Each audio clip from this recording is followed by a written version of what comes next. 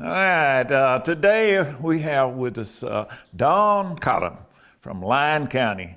And boy, Lyon County has had some success in basketball for a long time over there. We've had some fun years, yes. Yes, And you have coached the girls over there. And how long did you coach the girls? I've been with the program for 8 years. I was assistant under Coach Doom for my first 4, and then I've been a head coach for the last 4. What's the farthest you ever took a team over there? We've made it to the regional tournament. Okay. So, yeah, so we made it that far. There you go. Yeah, well, so that's good. Yeah. That's gonna. We've actually been all 4 years. We won the district once in 4 years, and then we've made it. We played the championship game for every time. So. Well, I think that's going to change now. Dawn has a daughter. She was a sophomore this year. Yes, sir.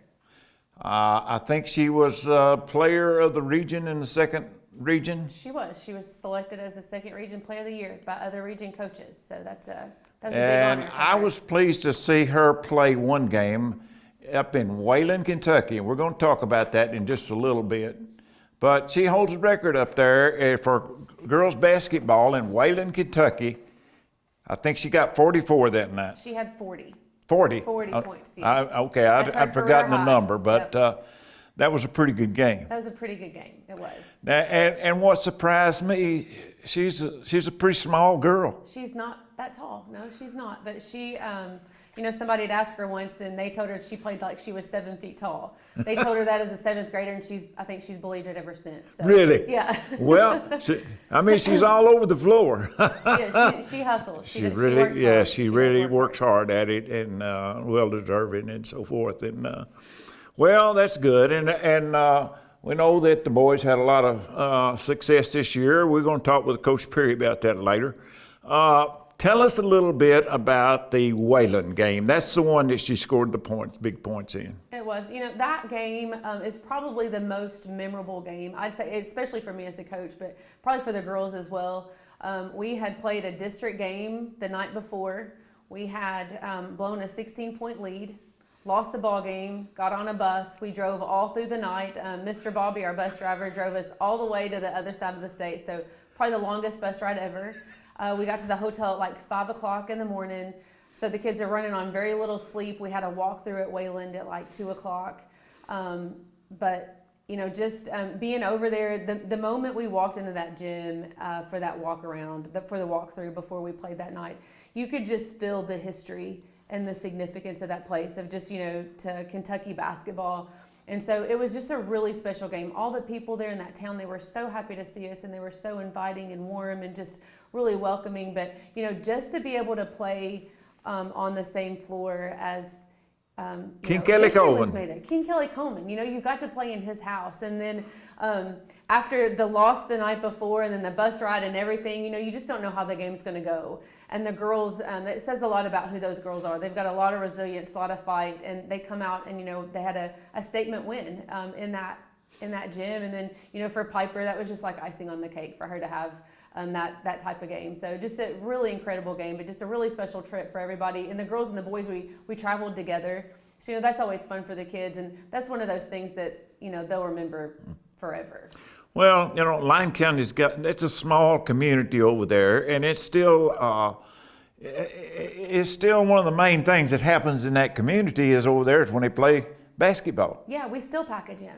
Like we have about 300 students in our high school, and some of the teams we compete, they're graduating more than 300 than we have in our entire high school. So it's really special because we've got a lot of talented kids that come out of our high school, and not just in basketball, but our baseball team just won the All-A state tournament. And so our softball teams won the All-A state tournament. So, just a lot of incredible athletes from such a small community, and the community is just great. They really rally behind, whatever sports in season, and just really take care of our student athletes and our school system. So it's just it's a really great place. It is a great group of people. Now, I understand there have been only, the 3 high schools in Lyon County. There was the school in Eddyville, and the school in Cotham, and now Lyon County. Yes, sir. And we know that there's a story goes way back a long time ago when Joe Fawkes graduated from Cotham High School. Now, you might not even know that story. I don't know. I know who Joe Folks is, but that's a little bit before my time. Okay, he started playing basketball at Birmingham in Marshall County, and of course the lake flooded it, and he moved over there and played over there. He played pro ball and so forth. He is known for the jump shot. He's called Jumping Joe Fox. Okay. It introduced the jump shot into basketball. So that's another Lyon County story over there All out of Lyon County. you know we have, and we want to pick up some more information on the teams in Eddyville and the teams in Catawba back some time ago, and so I'm looking for people over there that can bring us the story. A lot of times we bring them over here and do this, and sometimes we just write a story and attribute it to them. Okay. But we put all that on the website.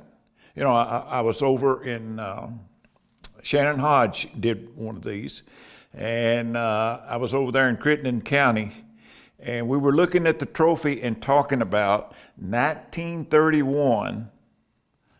Tulu was the state runner-up. Really? Okay. Well, Lyon County, we didn't even have girls basketball. I think we've celebrated our 50th year last year. Yeah. So, so we haven't been around since 1931, but I do know, I'm pretty sure it was 50 Yeah. years last year. So. Yeah. Well, girls basketball has come Yes. a long way. It really has.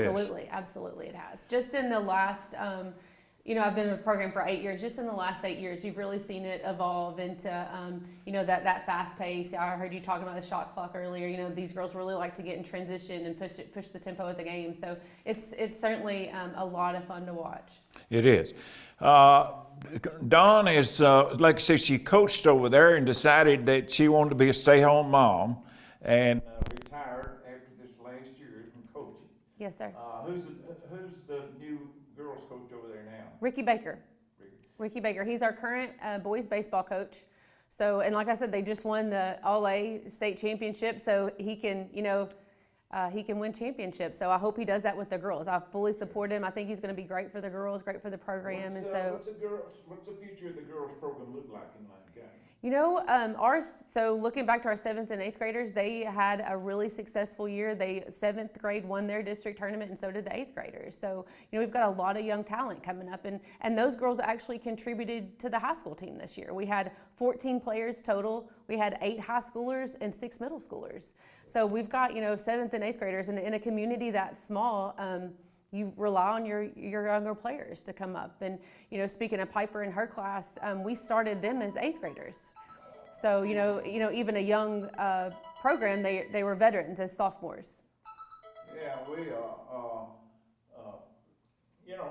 what happens a lot of times in the small schools? Of course, like I said, I watched the state tournament in the 50s and 60s, and the small schools from eastern Kentucky, like Wayland, came down and had, there'd be a good program out here.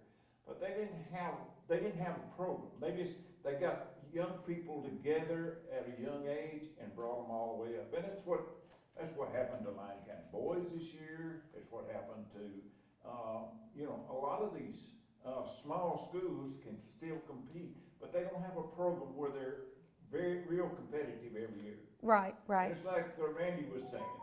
Here, we're